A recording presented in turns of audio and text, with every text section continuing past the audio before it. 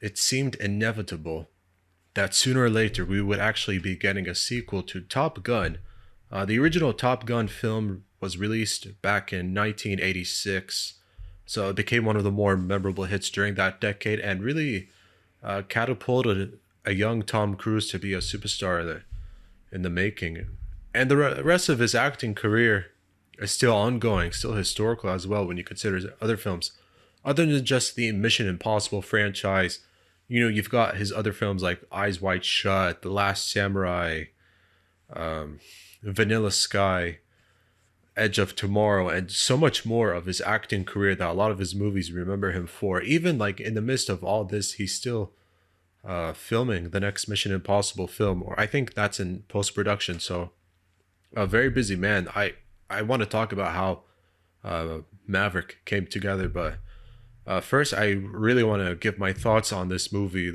So I liked how it opened. Like we see his character Pete Mitchell, aka Maverick, still like a U.S. Navy test pilot. So it seems like after 3 decades, he's avoided taking the promotion to higher ranks, cause like he loves the adrenaline, the rush, the excitement of continuing to fly. So I thought that was just an interesting wrinkle, plot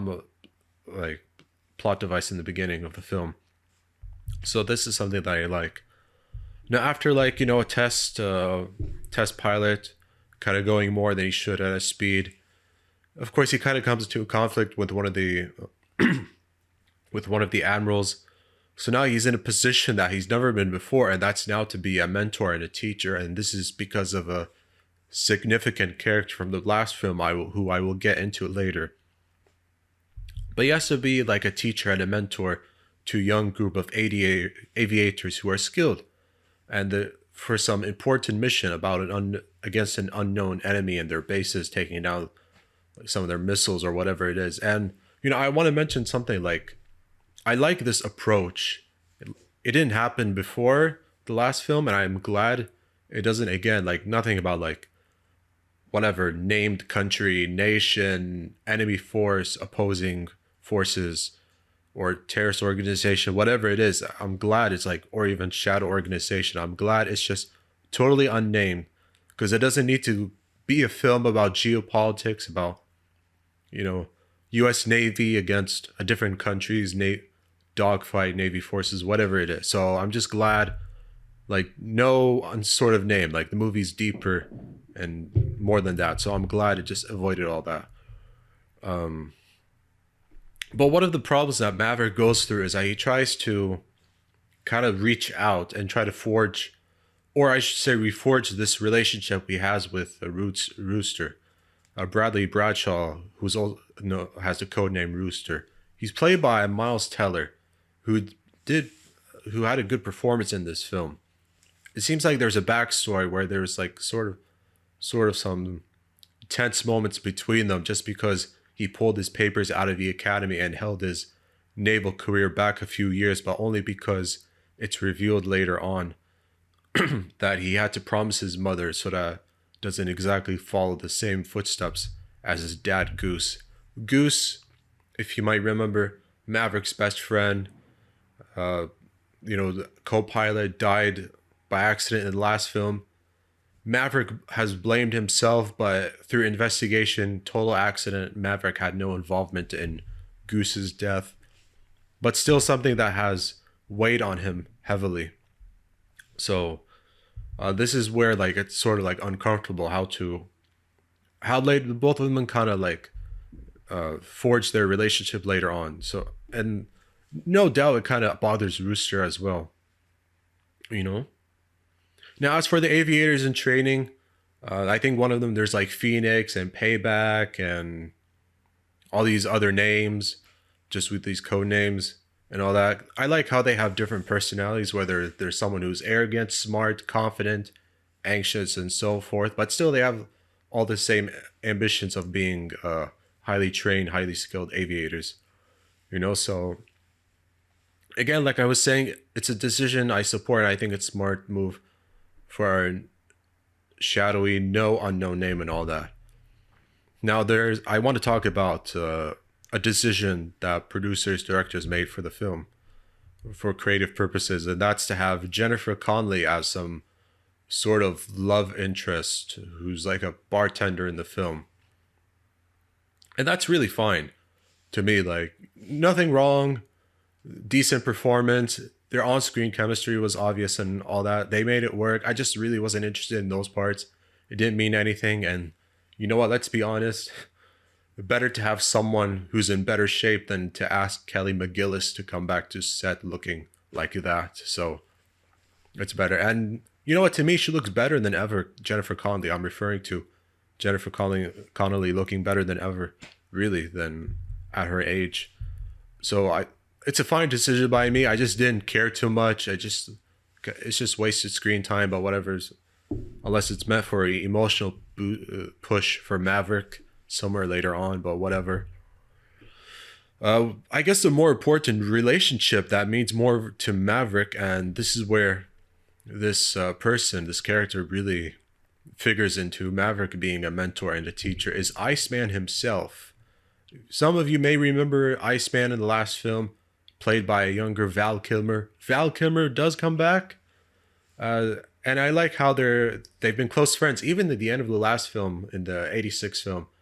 You know, somehow, like, not somehow, but, you know, they embraced one another, appreciate one another, respected one another after, like, having some sort of rivalry. And the relationship has blossomed since then. As once upon a time, seeing each other as equal competition. So that was something nice to see. And he's the one who really advocated for him to be a teacher and protect him from any of his antics against admirals and so forth. Because he has a habit of irritating his superiors. Now, the thing is, I want to mention something that's kind of important. Now, it shows that Val Kilmer's character is going through throat cancer, and he's suffering through health issues throughout the many years. And that's actually true for the actual actor. It's just that it's played into his character. Val Kilmer has had several health issues for a very long time, through many years, even like issues with throat cancer. So that's played into the film. But just so that, because ice is important, there's an actual documentary simply called Val that chronicles his life and career.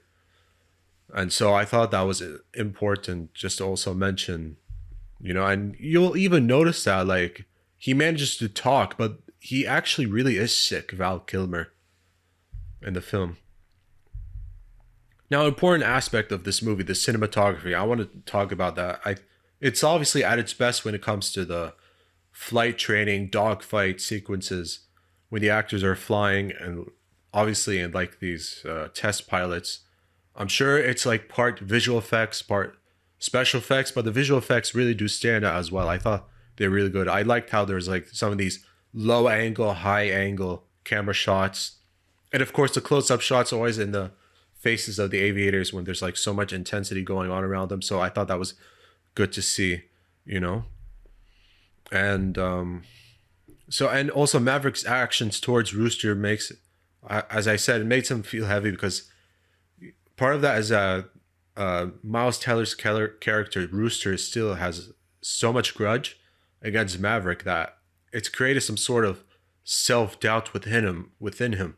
But even when Maverick didn't feel like he was ready, he wanted to push him just to boost his self-confidence and really make him stand up and be the best part of himself. So I kind of like that, you know, encouraging him to just react and not think so much. And this is where I like in the third act, where they kind of had to, I wouldn't say confront each other, but, you know, when a mission kind of goes wrong, kind of forced to be stuck with one another and cooperate, and you kind of saw them really grow with one another, you know. And I liked how in the end, when they both even embraced each other, it's similar and really like, it's sort of a callback to the last film, how that movie also ended. So I really liked it. There was a lot to really like in this movie. I wouldn't say perfect, but definitely a standout film. It's no accident that Top Gun Maverick got a 12-minute standing ovation, I think in the Cannes Film Festival, and like perfect or near perfect Metacritic, Rotten Tomatoes, critical universal acclaims scores, doing so well financially in the box office. So, and really one of Tom Cruise's best films. A lot really went right with this movie, and I liked the story. I think the director went to Paris. I think it was in Paris while they're shooting scenes for Mission Impossible, the new one, Dark Reckoning. I think I know there was a trailer for it. I talked about that trailer. He had 30 minutes to pitch the film to Tom Cruise, what it's about, how Maverick, where's Maverick's emotional state, mental state, confronting his past, and all that sort of stuff, which is played into the film. And after Tom Cruise heard the pitch, he immediately called head executives, producers at Paramount, and asked for a Top Gun movie sequel to be made. And that's exactly what happened. Simply because after hearing your pitch from the film's director, Tom Cruise wanted this movie to be greenlight. And yeah, that's exactly what happened. If this is what he wanted, do what Tom Cruise wants. It's funny, but I like how it works. So if you haven't seen it yet, go check it out. I think it's like one of those 9 out of 10 films. Fantastic. Other than like the whole romance thing, which I personally didn't care for, but it's really fine. It's still a fantastic film. And yeah, like before any other big blockbuster films come for the summer, this one you got to check out.